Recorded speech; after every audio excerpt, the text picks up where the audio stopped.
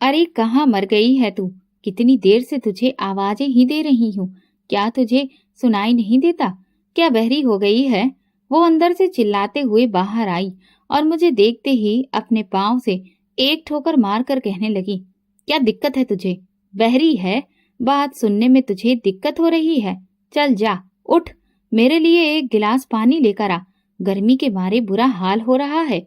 मैं उस वक्त आंगन की सफाई करने में व्यस्त थी। सौतेली माँ के इस तरह पांव से ठोकर मारने की वजह से मैं दूर जा गिरी। मैंने तुरंत उनसे कहा, ठीक है माँ, मैं पानी लेकर आती हूँ। मुझे आपकी आवाज सुनाई नहीं दी। मैं काम कर रही थी। मैं भागती हुई किचन में आई, जल्दी जल्दी गिलास में पानी भरा और लाकर उन्हें थमा दिया।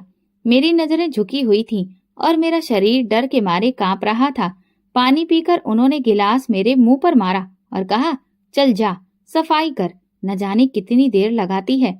जरा सा काम करने के लिए कह दो तो बस आसमान सर पर उठा लेती है।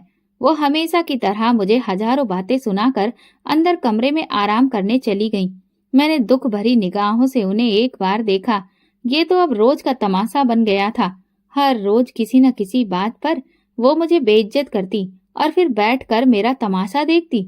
ये सब करके उन्हें न जाने कौन सी खुशी मिलती थी। 2 दिन बाद उनके मायके वाले कुछ दिनों के लिए रहने आ रहे थे। उनके भाई भाभी जो दूसरे शहर में रहते थे, अब इस कब्जे में शिफ्ट हो रहे थे, इसलिए कुछ दिन हमारे घर में ही रुकने वाले थे। हालांकि हमारे घर में कुछ ऐसी जगह खास नहीं थी। 2 कमरों का बना हुआ ये छोटा सा घर हम 8 लोगों के लिए बहुत ही मुश्किल हो जाता था। पहले से ही घर में जगह काफी कम थी, ऊपर से अब वे लोग भी आ रहे थे, तो हम सब कहाँ पर रहेंगे? ये सोच सोच कर मैं परेशान हो रही थी। हालांकि मेरी सौतेली माँ के और भी रिश्तेदार थे। वे लोग चाहते तो वहां पर भी जा सकते थे, लेकिन वे लोग यहीं पर रहने आ रहे थे। सौतेली माँ ने मुझसे कहा था कि उनके आने से पहले पूरे घर की सफाई अच्छे से हो जानी चाहिए। अगर घर में एक मिट्टी का तिनका भी नजर आया तो तेरा बहुत बुरा हाल कर दूंगी। मैं इस सख्त गर्मी में बाहर काम कर रही थी। उसी वक्त अंदर से मेरी दादी की आवाज आई, विनीता, मुझे खाना दे दे, मुझे दवाई खानी है, कब से भूख लग रही है। मैंने दादी को वहीं से कहा, जी ठीक है, मैं पहले सफाई कर दूं, इसके बाद खाना बना दूंगी। लेकिन वे वहीं से चिल्लाकर कहने लगी, नहीं, सफाई बाद में करना, पहले मुझे खाना बना कर दे। तेरी माँ तो कुछ भी बोलती रहती है और तू चुपचाप मुंह बंद करके उसकी बात मानती है। मैं इस घर की बड़ी हूँ और तेरी इतनी हिम्मत कि तू मेरी बात को टालेगी। दादी भी सौतेली माँ से कोई कम नहीं थी और इसी वजह से उन दोनों की आपस में बिल्कुल भी नहीं बनती थी और उन दोनों की वजह से मैं पिसती रहती थी।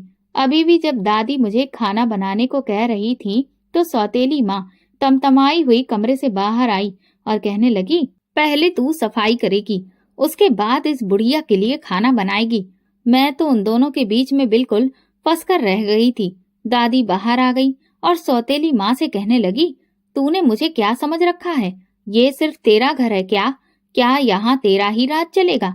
ये मेरा भी घर है और यहाँ पर सिर्फ मेरा ही हुक्म चलता है। जा, जाकर अंदर बैठ, जा, जो मैं कहूंगी वही होगा। वे दोनों आपस में जोर जोर से बहस करने लगी। हमारे घर की दीवारें छोटी थी, जरा सी आवाज भी आस पड़ोस में चली जाती थी। हमेशा की तरह जब दोनों ने बहस शुरू की तो आस पड़ोस की औरतें दीवारों से झांककर मुफ्त का शो देखने लगीं। मैंने बड़ी मुश्किल से दादी और सौतेली माँ को चुप करवाया और किसी न किसी तरह से उन्हें अंदर लेकर गई। ये करना मेरे लिए बहुत मुश्किल था, मेरे बस की बात नहीं थी, लेकिन इस वक्त घर पर मेरे अलावा कोई नहीं था, इसलिए उन्हें रोकना बहुत जरूरी था, वरना वे दोनों एक दूसरे को मारने पर उतर आती। मैं किचन में आकर जल्दी जल्दी दादी के लिए खाना बनाने लगी और फिर आंगन की सफाई करना शुरू कर दिया। अभी मुझे पूरे घर भर के कपड़े भी धोने थे। दोनों हमेशा मेरे लिए कोई न कोई मुश्किल खड़ी करती ही रहती थी। मेरी 3 सौतेली बहनें और भाई थे और मेरी बुआ भी हमारे साथ रहती थी। वो तलाकशुदा थी और हद से ज्यादा तेज जुबान की थी। उनकी जुबान के आगे तो हर कोई चुप हो जाता था, सभी उनसे दूर भागते थे। मेरे घर में मौजूद हर इंसान किसी न किसी तरह से मुझे तकलीफ पहुंचाने का जरिया बनता ही था। हम कस्बे में रहते थे और यहाँ टूटे फूटे मकान बने हुए थे। इन कच्चे पक्के मकानों में रहते हुए जिंदगी गुजारना हद से ज्यादा मुश्किल था। हमने घर में कुछ जानवर पाल रखे थे। मैं भैंसों का ध्यान भी रखती थी। उन्हें चारा डालना, उनकी सफाई करना, उनका दूध निकाल कर कस्बे में बेचना, ये सारा काम भी मेरे सिर पर ही रखा गया था। घर में मेरे अलावा कोई भी काम काज नहीं करता था। मेरे पिता एक मजदूर थे। उनकी बहुत मामूली सी कमाई होती थी जो मेरी सौतेली माँ अपने पास रखती थी। मेरा घर मेरी सौतेली माँ के हिसाब से ही चलता था। दादी शोर तो बहुत करती थी, लेकिन असलियत में दादी का कोई भी हुक्म यहाँ सुना नहीं जाता था। इसलिए दादी और बुआ और सौतेली माँ तीनों मुझ पर ही चिल्लाती और मुझ पर ही हुक्म चलाती थी। क्योंकि मैं कमजोर थी, कुछ कह नहीं सकती थी। खामोशी से मैं सबकी बात मान लेती थी। मेरी ये मजबूरी थी, वरना क्या पता ये लोग कब मुझे धक्के देकर इस घर से ही निकाल देते। मेरी माँ की जिंदगी में भी दादी और माँ की भी कभी नहीं बनी थी। दादी को माँ एक आंख नहीं भाती थी।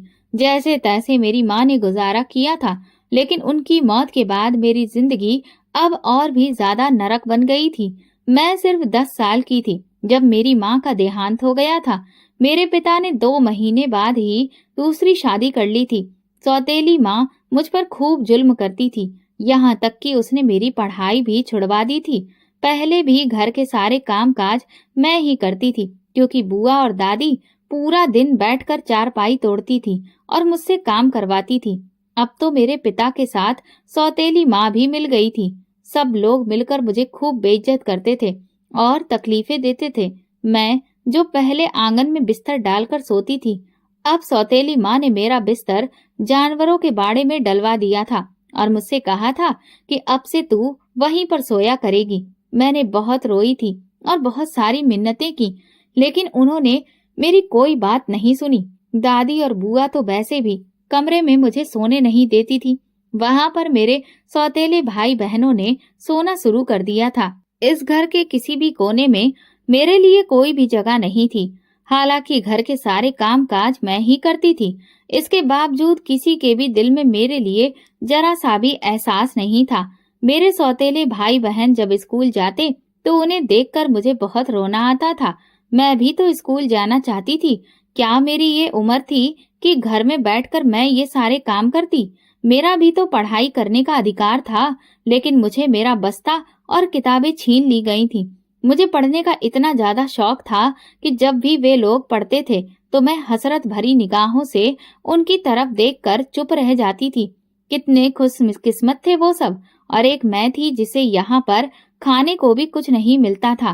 पूरा दिन जानवरों की तरह सबके लिए काम करती, खाना बनाती, घर की सफाई वगैरह करती। इसके बाद भी मेरे हिस्से में सिर्फ बची हुई सूखी रोटियां ही आती थीं। कभी अगर मैं अपने पिता से शिकायत करने के बारे में सोचती भी तो उनका गुस्सा देखकर मेरी जुबान अपने आप ही बंद हो जाती थी, क्योंकि वे भी अपने आगे किसी को कुछ नहीं समझते थे, सिर्फ सौतेली माँ की ही बात मानते थे। दादी और बुआ भी मेरे बारे में नहीं सोचती थी, किसी को भी मेरी कोई परवाह नहीं थी। अभी मैं दादी को खाना बनाकर दे चुकी थी, इसके बाद मुझे सबके लिए खाना बनाकर तैयार करना था। जब भी घर में कुछ खत्म होता तो मुझ पर इल्जाम लगाया जाता कि मैं उसे बर्बाद कर देती हूँ। फिर सौतेली माँ ये इल्जाम लगाकर मुझे खूब मारती पीटती और कहती, रोज रोज राशन नहीं लाया जा सकता। तेरे बाप की कोई फैक्ट्री नहीं चल रही है जो तू सब कुछ इतनी जल्दी खत्म कर देती है। हालांकि ऐसा नहीं था। मैं तो कोई भी चीज बर्बाद नहीं करती थी, हर चीज बहुत ही संभाल कर इस्तेमाल करती थी। लेकिन घर में इतने ज्यादा खाने वाले लोग थे तो जाहिर सी बात थी कि खर्चा तो होना ही था। इसमें भला मेरा क्या कसूर था? लेकिन कसूरवार तो आखिर में मुझे ही ठहराया जाता था। 2 दिन पहले की ही बात है। सौतेली माँ ने मुझसे कहा कि चाय बना दो, उनके सिर में दर्द हो रहा है। मैं किचन में गई तो देखा कि चीनी खत्म हो गई थी। हालांकि थोड़ी देर पहले ही मैंने वहां पर चीनी रखी देखी थी। जब जाकर मैंने उनसे इस बारे में बात की तो उन्होंने मुझे जोरदार लात मारी और कहा, दफा हो जा यहाँ से। हर वक्त बस यही बोलती रहती है कि ये नहीं है, वो नहीं है। तेरे मुंह से सिर्फ यही शब्द निकलते हैं। कहाँ गई चीनी, बता मुझे। वो मुझे बालों से पकड़कर घसीटती हुई आंगन में ले आई और मैं रोती जा रही थी। मेरे बाल छोड़ दो, मुझे बहुत दर्द हो रहा है। लेकिन वे मुझे घसीट रही थी। अंदर से दादी आवाज सुनकर बाहर आई और बोली, दोबारा तमाशा लगा दिया है क्या? अब क्या हो गया है? सोने नहीं देगी चैन से? सौतेली माँ ने कहा, अरे कैसे सोने दूं, यहाँ तो चोर भरे पड़े हैं। परसों ही तो चीनी लेकर आए थे और अब वो भी खत्म हो गई। किसने दी चीनी? मैं जानती थी कि ये किसका काम है।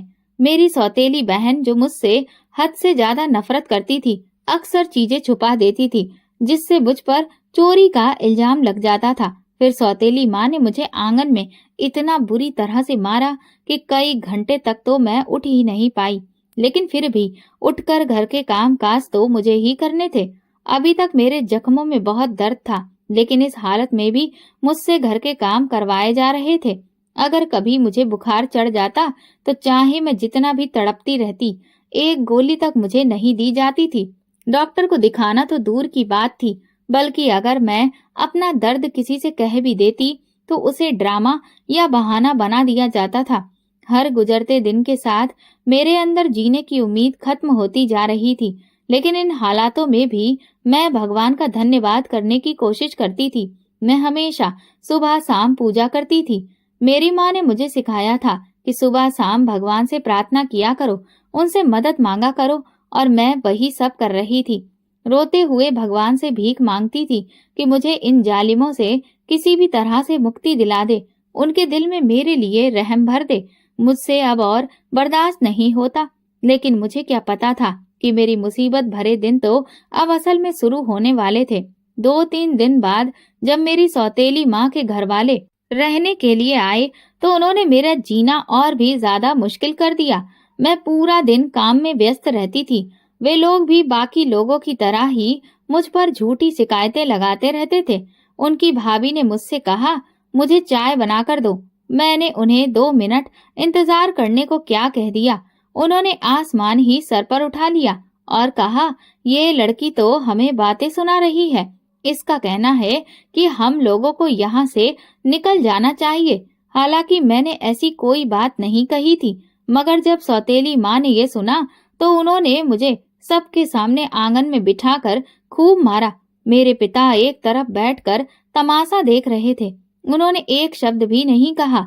मैं लगातार रो रही थी। अभी तो पहले वाले जख्म भी ठीक नहीं हुए थे और अब उनमें और भी ज्यादा दर्द होने लगा था। कोई भी मेरी मदद करने के लिए तैयार नहीं था। आस पड़ोस के लोग भी तमाशा देख रहे थे। उनके लिए तो ये सब आम बात बन चुकी थी। सालों से यही तो होता आ रहा था। जब सौतेली माँ मुझे मार मार कर थक गई तो अंदर चली गई और मैं आंगन में घुटनों में सिर रखकर बस रोती रही। अंधेरा हुआ तो मैं उठकर जानवरों के पास चली गई। सोचा थोड़ी देर आराम कर लूं, फिर रात का खाना तैयार करूंगी। रोजाना मुझे सुबह शाम खाना बनाना पड़ता था। इतने लोगों का खाना अकेले बनाते बनाते मैं थक जाती थी।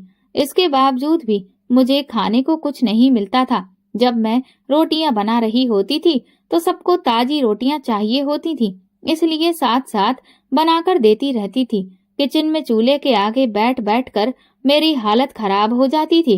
एक गिलास पानी तक पीने को मुझे नहीं मिलता था। जब बर्तन उठाने जाती तो देखती कि सारी रोटियां वहां पर खत्म हो चुकी हैं। अब मुझ में हिम्मत नहीं होती थी कि मैं और रोटियां बनाऊं, इसलिए खामोशी से जाकर लेट जाती थी। अगली सुबह सबके लिए तरह तरह का नाश्ता तैयार करती, सफाई करती और इस दौरान खाना खाने का मुझे वक्त ही नहीं मिलता था। जब दोपहर में मेरे लिए बची हुई रोटियां सौतेली माँ छुपा देती थी तो बाद में 2-3 दिन पुरानी सूखी रोटियां मुझे लाकर देती और कहती, ले ये खा ले। वो ऐसे बोलती जैसे कि मुझ पर कोई एहसान कर रही हो। एक दिन उसकी भाभी का एक सूट खराब हो गया। हालांकि मैंने उसे खराब नहीं किया था। सौतेली माँ ने मुझे वो धोने के लिए दिया, लेकिन ये नहीं बताया कि उसका रंग निकलता है। हालांकि मैंने उसे अलग रखा हुआ था क्योंकि मुझे डर था कि इसका रंग निकलेगा। लेकिन उसकी भाभी मेरे पास आई और कहने लगी, इस कपड़े में कोई दिक्कत नहीं है, तुम इसे बाकी कपड़ों के साथ में ही धो दो। उसने अपने सफेद कपड़े भी साथ में दे दिए और मैंने दोनों को अपने हाथों से सर्फ में डाल दिया। देखते ही देखते उसके सूट का रंग छूटने लगा और सफेद कपड़ा पूरा खराब हो गया। जब मैं कपड़े धोकर फैलाने गई तो देखा कि हालत बहुत ज्यादा खराब हो गई थी। वो यही तो चाहती थी कि कपड़ा खराब हो जाए ताकि मुझ पर इल्जाम लगाकर सबके सामने मेरी पिटाई करवा सके। उसने ऐसा ही किया। वो चिल्लाने लगी, इसने मेरा कपड़ा खराब कर दिया। इतना महंगा सूट खरीदा था मैंने, अब इसकी भरपाई कौन करेगा? उसने जानबूझकर ये सब किया है। इसे इतनी अकल नहीं कि हल्के रंग के कपड़ों को अलग धोया जाता है। वो और भी बातें कहने लगी। मैंने सोचा भी नहीं था कि वो इतना बड़ा तमाशा खड़ा करेगी। इतना अरसा हो गया था, लेकिन मैं लोगों की चालाकियों को समझ ही नहीं पाती थी। हर कोई मुझे इसी तरह से बेवकूफ बना देता था। एक बार फिर सौतेली माँ ने मुझे खूब मारा पीटा। वो बस यही काम ठीक से करती थी, लेकिन मेरे शरीर को अब तक उसकी मार की आदत नहीं हुई थी। हर बार वो बहुत ज्यादा मुझे दर्द होता था और मैं अकेले में बैठकर खूब रोती थी। जब तक वे लोग यहाँ पर रहे यही सब होता रहा। जाते जाते भी सौतेली माँ की भाभी मुझ पर इल्जाम लगाकर गई कि मैंने उसके जेवरात चोरी किए हैं। जब मेरे सामान की तलाशी ली गई तो कुछ भी नहीं मिला। बाद में जब पूरे घर को देखा गया तो पता चला कि वो तो मेरी सौतेली बहन ने चुराए थे, लेकिन इसका इल्जाम भी मुझ पर ही लगा दिया गया, ये कहकर कि मैंने जानबूझकर वो गहने वहां पर छुपा दिए होंगे ताकि अपनी सौतेली बहन को फंसा सकूं। हालांकि मैं इस बारे में कुछ भी नहीं जानती थी। सब लोग जानते थे कि मेरी सौतेली बहन की आदत कैसी है। वो किसी न किसी चीज को बिना पूछे उठा लेती थी और फिर उसे अपने पास छुपा कर रख लेती थी, लेकिन उसके हर गलत काम को नजरअंदाज कर दिया जाता था और जो कुछ भी वो करती थी उसका इल्जाम मुझ पर आ जाता था। मैंने कभी नहीं सोचा था कि वो मुझसे इतनी नफरत करेगी। मैंने उसे हमेशा अपनी छोटी बहन समझकर प्यार दिया था, लेकिन उनमें से कोई भी मुझसे ठीक से बात नहीं करता था। हर जगह मेरा मजाक उड़ाया जाता था। मेरी रंगत थोड़ी दब गई थी, इसलिए मुझे काली काली कहकर बुलाते थे। ये सब सुनकर मेरी आंखों में आंसू आ जाते थे, लेकिन वहाँ कोई ऐसा नहीं था जिसके दिल में मेरे लिए थोड़ा भी रहम हो। अभी मैं छत की सफाई कर रही थी, फिर मुझे कपड़े भी धोकर फैलाने थे। उसी वक्त मेरी नजर अपनी कुर्ती पर पड़ी जो पूरी तरह से फट चुकी थी। मेरे पास तो सिर्फ 2 जोड़ी सूट थे, वो भी फटे पुराने। अब मैं कपड़े कहाँ से लाऊंगी? इन कपड़ों को कब तक चला सकती थी? न जाने आखिरी बार कब मैंने नए कपड़े खरीदे थे। यही 2 सूट मैं कई सालों से चला रही थी। जब ये फटते तो उन्हें सिलकर किसी तरह पहन लेती थी, लेकिन अब इन्हें और ज्यादा सिलना मुमकिन नहीं था। अब मैं क्या पहनूंगी? किसी तरह अपने दुपट्टे से खुद को ढक लिया ताकि फटे हुए कपड़े मेरे नजर न आए, लेकिन आखिर कब तक मैं उन्हें छुपा सकती थी? अब तो मेरा शरीर भी झलकने लगा था। जब मेरी सौतेली माँ ने देखा तो वो कहने लगी, तूने जानबूझकर ऐसा किया है। यही चाहती है तू कि लोग तुझे देखें। अब मेरे पास कोई और तरीका नहीं बचा था। लोगों की हमदर्दी हासिल करने का क्या यही तरीका था? फिर उसने मुझे फटे पुराने कपड़े दे दिए। पता नहीं उसमें अचानक इतनी रहमदिली कहाँ से आ गई थी। हालांकि मुझे कपड़े मिल गए थे, यही काफी था। इसके बदले चाहे जितनी भी बातें मुझे सुननी पड़ती, मुझे कोई परवाह नहीं थी। उन्हीं दिनों हमारे मोहल्ले में एक शादी हो रही थी। वैसे तो मुझे किसी भी अच्छे मौके पर साथ ले जाने की जहमत कोई नहीं उठाता था, लेकिन ये शादी मोहल्ले में ही हो रही थी। मैं जानती थी कि यहाँ जाने की इजाजत मुझे नहीं मिलेगी। जिस दिन शादी थी सब तैयार होकर चले गए। हमारे घर में जब भी कोई शादी होती थी, खाने पीने को लेकर कोई न कोई हंगामा जरूर होता था। मेरी सौतेली माँ तो बाकायदा घर से थैलियां लेकर जाती थी और वहां छिपकर खाना उन थैलियों में भरकर घर ले आती थी। मुझे उसकी ये हरकतें बिल्कुल पसंद नहीं थी, लेकिन मैं क्या कह सकती थी? बस खामोश रह जाती थी। लेकिन इस बार जब शादी में जाने की बात आई तो दादी ने मुझसे कहा, तू भी तैयार हो जा। हर वक्त घर में बैठी रहती है, घर से निकलेगी नहीं तो तेरी शादी कैसे होगी? लोग तुझे देखेंगे तभी तो कोई तुझे पसंद करेगा। दादी की बात सही थी। मैंने तो अब तक अपनी जिंदगी में शादी के बारे में सोचा ही नहीं था। जब मेरी सौतेली माँ ने ये सुना तो कहने लगी, इससे कौन शादी करेगा? ना तो इसमें कोई गुण है और ना ही इसकी शकल अच्छी है। हालांकि दादी मुझे अपने साथ लेकर गई। मैं वही फटे पुराने कपड़े पहने हुए थी।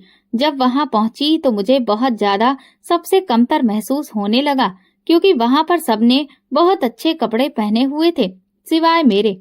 सब लोग मुझे अजीब अजीब नजरों से देख रहे थे।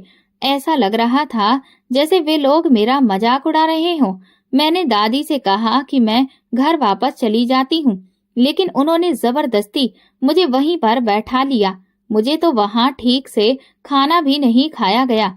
रात को जब हम लोग घर वापस आए तो सौतेली माँ ने दादी से कहा, इस मनूस को वहां क्यों साथ ले गई थी? सब लोग हमारा मजाक उड़ा रहे थे। इसके कपड़े इस काबिल नहीं थे कि ये वहां जाती और जैसे भूखों की तरह वहां पर ये खाना खा रही थी, जैसे इसे कभी खाना दिया ही नहीं गया हो। हमारी नाक कटवा दी है इसने। दादी बोली, वैसे कौन सी तेरी मोहल्ले में इज्जत है जो तू इस तरह की बातें कर रही है? जाकर चुपचाप सो जा।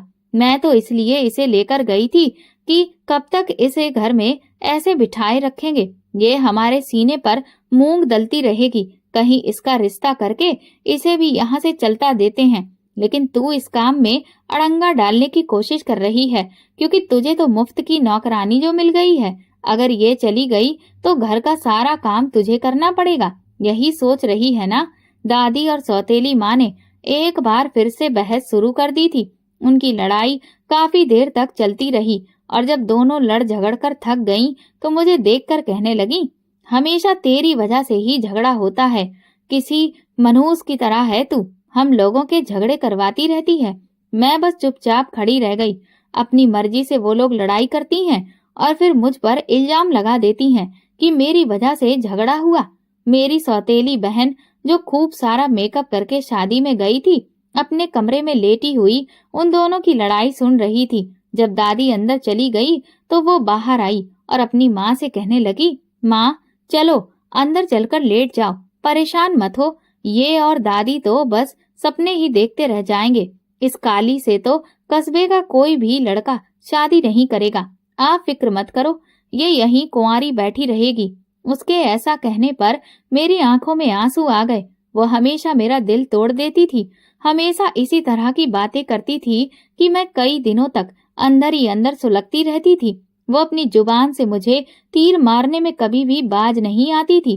किसी न किसी बात को लेकर वो मेरी बेइज्जती करती रहती थी। उसकी बहुत सी सहेलियां थीं। वो बाहर घूमने भी जाती थी, लेकिन मुझे कहीं जाने की इजाजत नहीं थी, ना ही किसी से दोस्ती करने की। मेरी जिंदगी तो बस घर के कामों और घर के लोगों के हाथों बेइज्जत होने में ही बीत रही थी। कभी कभी मेरा भी दिल करता था कि मैं कहीं बाहर जाऊं, लोगों से हंसूं बोलूं, बाजार जाकर अपनी पसंद की चीज खरीदूं, लेकिन ये सब करने का हक मेरे पास बिल्कुल नहीं था। मैं अपनी किसी भी खुशी का इंतजार भी नहीं कर सकती थी। होली दिवाली पर भी कोई मेरे बारे में नहीं सोचता था। मुझे सिर्फ तकलीफ ही मिलती थी। होली वाले दिन सब लोग रिश्तेदारों के यहाँ मिलने जाते थे, लेकिन मैं घर पर बैठकर घर के कामों में ही लगी रहती थी। कभी कोई मुझसे ये तक नहीं पूछता था कि मुझे किसी चीज की जरूरत है या नहीं। सबसे ज्यादा तकलीफ तो मुझे इस बात की होती थी कि मेरे पिता ये सब देखते हुए भी अनजान बने रहते थे। एक बार भी उन्होंने मेरे हक में एक शब्द तक नहीं कहा। हालांकि रोज उनके सामने ये लोग मुझे मारते पीटते थे।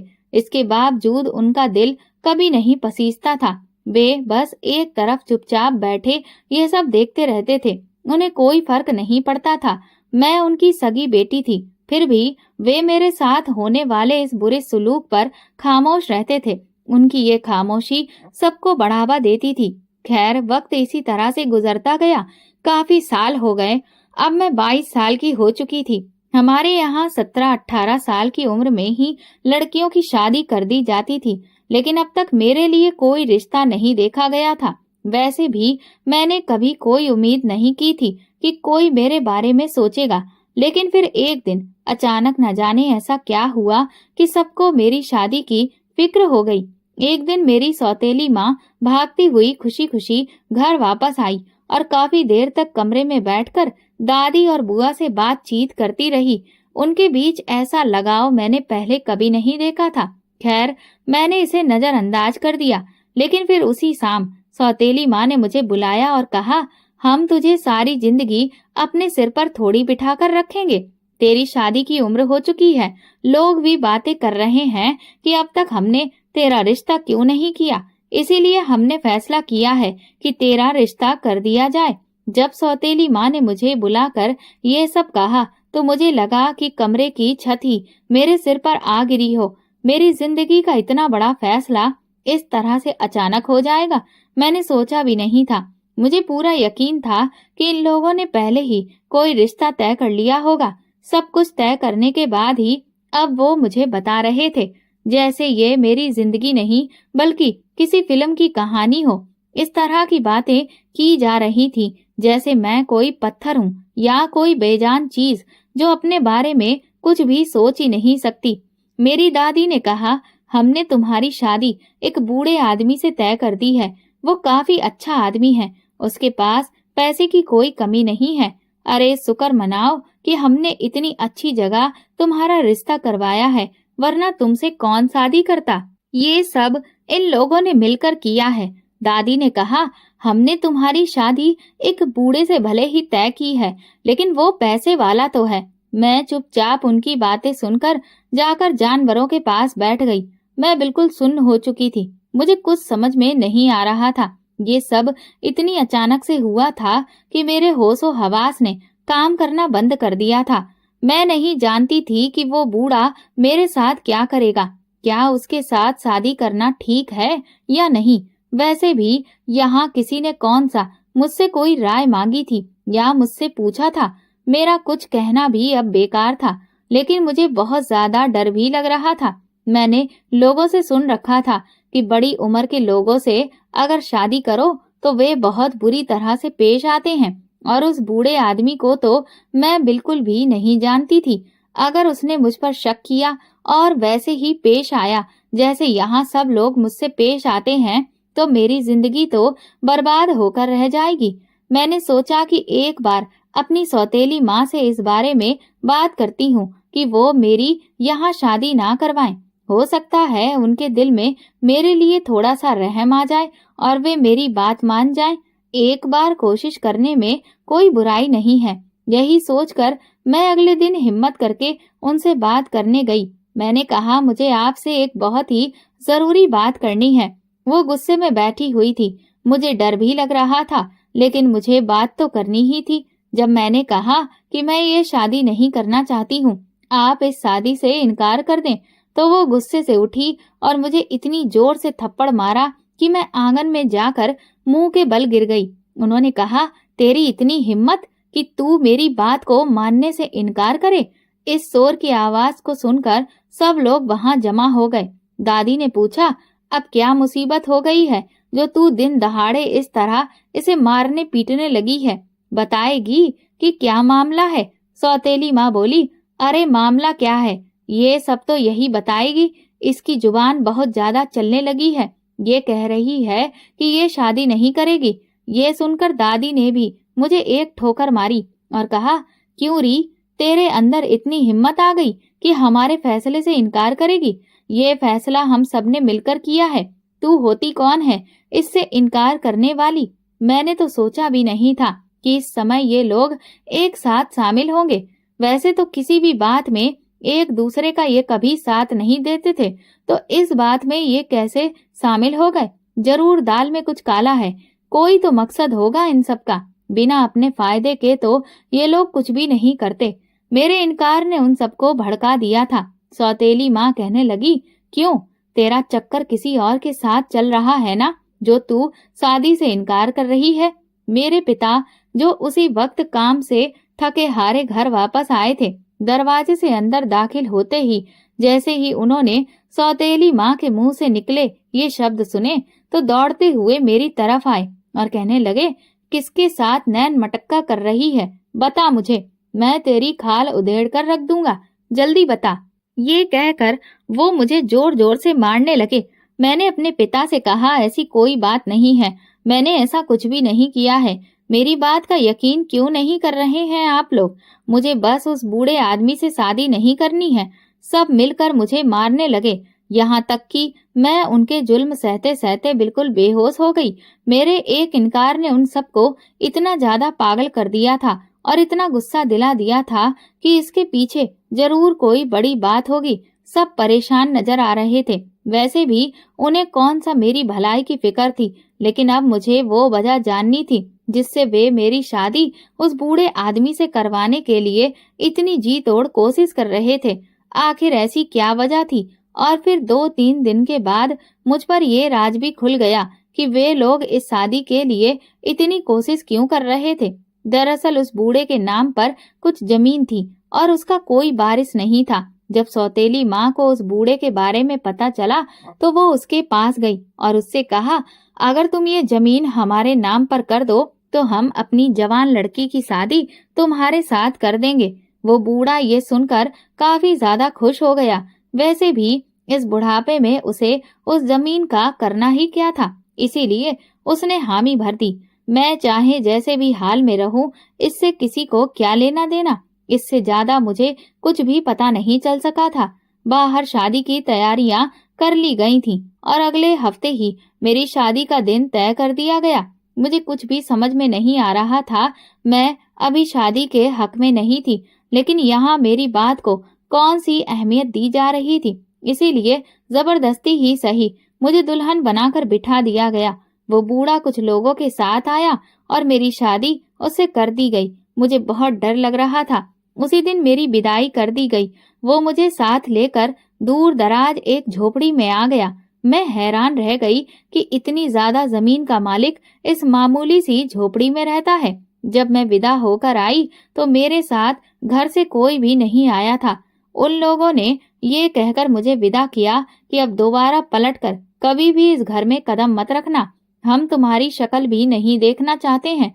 वो बहुत खुश थे कि उन्हें अब जमीन मिल गई थी। मुझे कुछ भी समझ में नहीं आ रहा था कि ये क्या हो रहा है, मुझे किसके हाथों में सौंप दिया गया है। इस बात से मैं पूरी तरह से अनजान थी। मैं, जिसने बाहर की दुनिया कभी नहीं देखी थी, ये नहीं जानती थी कि बाहर किस तरह के लोग होते हैं। अब यहाँ आकर मैं परेशान हो रही थी। उस बूढ़े ने मुझसे कहा, तुम यहाँ रुको, मैं कुछ देर में आता हूँ, यहाँ से हिलना मत। वो बहुत गुस्से में बात कर रहा था। हालांकि अभी तो हमारी शादी हुई थी, लेकिन मैं समझ गई थी कि ये भी मेरी सौतेली माँ और दादी की तरह मुझ पर जुल्म करेगा। मैं बहुत डर गई। जैसे ही वो झोपड़ी से निकला, मैं तुरंत भगवान से प्रार्थना करने के लिए खड़ी हो गई और रो रो कर दुआ करने लगी। हे भगवान, मुझे इस आदमी से बचा लो। या तो मुझे यहाँ से सही सलामत बाहर निकाल दो या फिर मुझे मौत दे दो। मैं हाथ जोड़कर लगातार रोए जा रही थी। इतने सालों से अपने घर वालों के जुल्म सहकर अब मुझ में और हिम्मत नहीं बची थी कि मैं और किसी के जुल्म सह सकूं। प्रार्थना करते करते और रोते रोते मैं वहीं पर सो गई। मेरी जिंदगी मुझे किसी ऐसे मोड़ पर ले आई थी जहां से आगे क्या होगा इसका मुझे कोई अंदाजा नहीं था। मुझे सोए हुए काफी देर हो गई थी। जब मेरी आंख खुली तो मैंने देखा कि चारों तरफ गहरा अंधेरा था। मुझे कुछ भी ठीक से नजर नहीं आ रहा था। मैंने जोर जोर से चिल्लाना शुरू कर दिया, क्या कोई है? मेरी आवाज सुनाई दे रही है या नहीं? मैं लगातार चिल्लाए जा रही थी। उसी वक्त दरवाजा खुलने की आवाज आई। मुझे हैरत हुई क्योंकि मैं तो किसी झोपड़ी में सोई थी, वहां तो कोई दरवाजा नहीं था। फिर ये कौन सी जगह थी? मेरा हाथ किसी सख्त चीज से टकराया। अंधेरे में महसूस हुआ कि ये एक दीवार है। मैं दोबारा से चिल्लाई, ये कौन सी जगह है? तुम कौन हो? मुझे कहाँ लेकर आए हो? लेकिन जो कोई भी वहां पर था वो कोई जवाब नहीं दे रहा था। अंधेरे में बस मुझे एक साया सा नजर आ रहा था। थोड़ी देर के बाद वो मेरे करीब आकर बैठा और उसने बल्ब जलाया। अचानक रोशनी होने से मेरी आंखें चौंधिया गई। जब मैंने देखा तो वो एक नौजवान था। मैं बुरी तरह घबरा गई। उसने कहा, डरने की कोई बात नहीं है, मैं तुम्हें कोई नुकसान नहीं पहुंचाऊंगा, बल्कि तुम्हें गलत हाथों से बचाकर लाया हूँ। दरअसल जिस बूढ़े से तुम्हारी शादी हुई थी वो लड़कियों का धंधा करता है। उसने शादी का नाटक किया था ताकि वो तुम्हें आगे बेच सके। मैं हैरान रह गई। उसने आगे कहा, शायद तुम मुझे नहीं पहचानती, लेकिन मैं तुम्हें बहुत अच्छे से जानता हूँ। जब तुम बहुत छोटी थी तभी से तुम्हें मैं जानता हूँ। दरअसल मैं तुम्हारी माँ की सहेली का बेटा हूँ। जब तुम्हारी माँ का देहांत हुआ तो तुम्हारे पिता ने हमसे रिश्ता तोड़ दिया। यहाँ तक कि उन्होंने तुम्हें तुम्हारे ननिहाल के रिश्तेदारों से भी नहीं मिलने दिया। मैं और मेरी माँ हमेशा इसी चिंता में रहते थे कि तुम ठीक हो या नहीं। हमें इधर उधर से तुम्हारी खबर मिलती थी कि तुम्हारी सौतेली माँ और घरवाले तुम पर बहुत जुल्म करते हैं। जैसे जैसे मैं बड़ा होता गया, मेरी माँ ने मुझसे वादा लिया कि मैं हमेशा तुम्हारा ध्यान रखूंगा। अब वो नहीं रही, लेकिन मैंने उनसे किया हुआ वादा कभी नहीं भूला। जब मुझे पता चला कि तुम्हारी शादी एक बूढ़े आदमी से की जा रही है जो लड़कियों का सौदा करता है, तो मैं तुरंत अपने कुछ दोस्तों के पास गया और तुम्हें वहां से बचा लाया। उसकी बात सुनकर मैं हैरान रह गई। मैंने कभी सोचा भी नहीं था कि मेरा कोई अपना इस तरह से मुझे बचाएगा। भगवान ने मुझ पर बहुत बड़ा एहसान किया था। मुझे याद आया कि बचपन में मैं उससे कई बार मिली थी। मेरी माँ अक्सर अपनी सहेली के घर जाती थी, लेकिन उनके देहांत के बाद हमारा संपर्क पूरी तरह से खत्म हो गया था। उसने मुझसे कहा, तुम्हें घबराने की कोई जरूरत नहीं है। तुम कोई कमजोर लड़की नहीं हो। जितना मैं समझ सका हूँ, तुम्हारे घर वाले बस पैसों के पुजारी हैं। देखो, मेरी माँ ने एक छोटा सा कारोबार शुरू किया था जिसमें तुम्हारी माँ ने भी कुछ पैसा लगाया था। ये बात किसी को भी नहीं पता थी। तुम्हारी माँ के देहांत से पहले वो ये बात किसी को बता पाती, उससे पहले ही वो इस दुनिया से चली गई। हमने इस बात को किसी को नहीं बताया क्योंकि हमें भी पता था कि तुम्हारे घर वाले बहुत लालची हैं।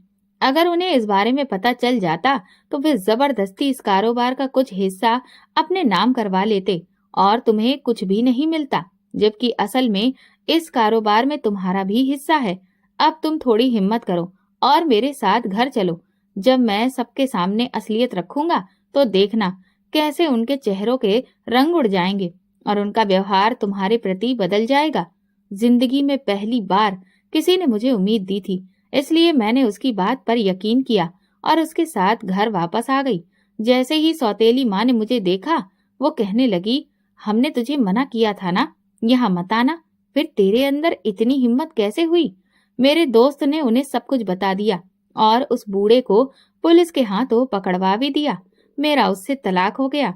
जब मेरे घर वालों को पता चला कि मैं अब इतने बड़े कारोबार की अकेली मालकिन बन गई हूँ, तो जैसा मेरे दोस्त ने कहा था वैसा ही हुआ। उनके चेहरे के रंग बदल गए और उनका व्यवहार भी, लेकिन अब मैं उनका असली चेहरा देख चुकी थी, इसलिए मैंने उन सबको छोड़ दिया और अपनी माँ की सहेली के घर आ गई। अब वो भी इस दुनिया में नहीं थी, लेकिन उनका बेटा और उनके पति वहां थे। उनके साथ मेरा समय बहुत अच्छा बीतने लगा। कुछ समय के बाद मेरे दोस्त के पिता ने मेरी शादी अपने बेटे से करवा दी। अब मैं अपनी माँ की सहेली के बेटे के साथ बहुत खुशहाल और अच्छी जिंदगी जी रही हूँ। दोस्तों, अगर आपको हमारी कहानी पसंद आई हो तो कमेंट करके जरूर बताइए। वीडियो को लाइक करें और ज्यादा से ज्यादा शेयर करें। अगर आप चैनल पर नए हैं तो सब्सक्राइब जरूर करें और नोटिफिकेशन बेल को दबाएं ताकि अगली अपडेट सबसे पहले आपको मिले। धन्यवाद।